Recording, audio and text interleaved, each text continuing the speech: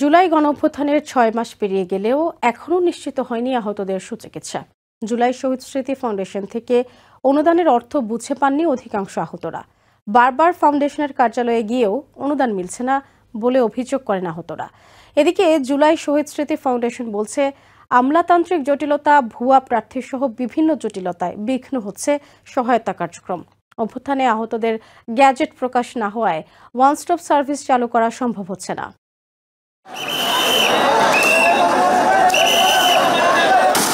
২৪-এর গণ অভ্যুত্থান, কেঁপেছে রাজপথ, ঝরেছে তাজা রক্ত।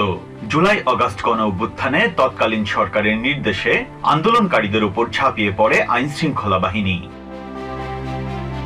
স্বাস্থ্য অধিদপ্তরের ম্যানেজমেন্ট ইনফরমেশন সিস্টেম MIS এর তথ্য বলছে, জুলাই গণ অভ্যুত্থান ঘিরে সৃষ্ট সহিংসতায় শহীদ হয়েছেন ৮২৬ জন, আহত ১১,৩০৬ জন।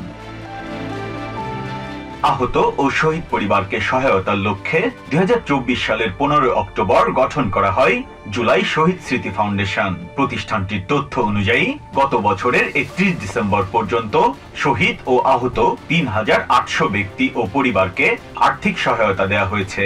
এছাড়া আরও ৩,০০০ আবেদন প্রক্রিয়াধীন। গুরুতর আহতদের অনেকেই এখনো কাতরাচ্ছেন হাসপাতালের বিছানায়। মৃত্যুভয়কে তুচ্ছ করে যারা দাবি আদায়ের লড়াই করেছেন, সেই সাহসী বিপ্লবীদের সামনে আজ অনিশ্চিত ভবিষ্যতের হাতছানি। গণহত্যার ৬ মাস পেরিয়ে গেলেও এখনো অনেকেই পাননি জুলাই ফাউন্ডেশনের আর্থিক সহায়তা। সব কাগজপত্র জমা দেওয়া কমপ্লিট, ওরা বলছে পাবেন।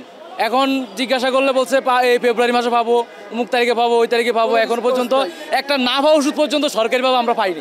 আবার মেডিকেল যেতে হবে, মেডিকেল থেকে আবার সিভিল সার্জন, আবার মানে আমরা আহত হয়ে যদি আমরা এরকম ঘোরাঘুরি করি, এটা কি হচ্ছে?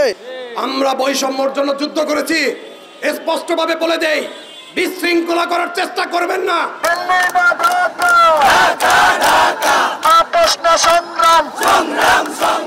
এদিকে অনুদান প্রাপ্তিতে ধীরগতি, গণহত্যাকারীদের বিচার, গণ অভ্যুত্থানের রাষ্ট্রীয় স্বীকৃতি সহ ৭ দাবিতে চলতি মাস জুড়েই রাজপথে আন্দোলন করেছেন আহতরা।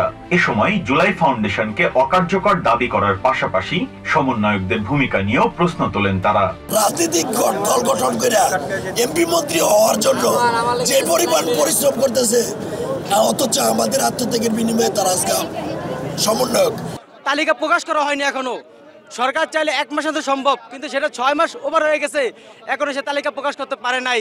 সরেজমিনে জুলাই শহীদ স্মৃতি ফাউন্ডেশনে গিয়ে দেখা যায়, আহতদের অনেকেই এসেছেন অনুদানের অর্থ প্রাপ্তির আশায়। মাসের পর মাস ঘুরেও অনুদান মিলছে না বলে অভিযোগ করেন তারা। তো আমি অ্যাপ্লিকেশন করছি প্রায় ২০ তারিখে, ওনারা আমার টাকাটা দেওয়ার কথা ২৮ এবং ২৭ তারিখে আরও রোগীরা পাইছে। তো এইভাবে ওনারা ঘুরাচ্ছে। এই ঘুরানোর কারণে আমরা কিন্তু গত কিছুদিন আগে একটা আন্দোলন করছি। ফোন দেওয়ার পরে বলে আপনার বিকাশে সমস্যা আছে, এই জন্য আপনাকে চেকের মাধ্যমে দেওয়া হবে। এই জন্য আবার আমি আসলাম যে আমার এরপর আমাকে আর কোনো কল টল দেয় না, অনেক দিন চলে গেছে। তারপরে আবার আমি এখানে আসলাম যে আসলে কি আমরা চেক পাবো কিনা, আমাদের সুচিকিৎসা হবে কিনা। এদিকে জুলাই শহীদ স্মৃতি ফাউন্ডেশন কর্তৃপক্ষ জানিয়েছে, আন্দোলনে আহত নয় এমন অনেকেই সহায়তার জন্য আবেদন করেছেন। যাচাই বাছাই করে প্রকৃত আহত ব্যক্তি খুঁজে বের করতে হচ্ছে, ফলে বিঘ্ন ঘটছে অনুদান কার্যক্রমে। বিকাশের তথ্যটি দেয় অথবা ব্যাংকের তথ্যটি দেয়, সেখানে ত্রুটি থাকে অথবা ভুল ইনফরমেশন দেয়, যার কারণে আমরা আমাদের টাকাটি তাদের কাছে পৌঁছে দিতে পারি না। এবং আমরা সর্বোচ্চ সতর্ক অবস্থায় থাকি যে আমরা চাই যে যারা এই আন্দোলনের প্রকৃত আহত এবং শহীদ, তারাই যাতে আমাদের ফাউন্ডেশনের যে সুযোগ সুবিধাগুলো আছে সেগুলো যাতে পায়। প্রতিষ্ঠানটির প্রধান নির্বাহী কর্মকর্তা জানান, প্রধান উপদেষ্টার তহবিল থেকে ১০০ কোটি টাকা অনুদান পাওয়া গেছে। নতুন করে আর সরকার থেকে অর্থ নেওয়া হবে না। বিভিন্ন প্রতিষ্ঠান ও ব্যাংকের সহায়তায় কার্যক্রম চালিয়ে যাবে জুলাই শহীদ স্মৃতি ফাউন্ডেশন। যত দ্রুত সম্ভব আমাদের আহত এবং শহীদ পরিবারদের কাছে পৌঁছে দেওয়ার জন্য, এবং আমরা প্রতিনিয়ত শিখছি। Biprajit Chanda, TVN 24, Dhaka. New York থেকে সম্প্রচারিত TVN 24 টেলিভিশন বিশ্বজুড়ে বাঙালির কণ্ঠস্বর।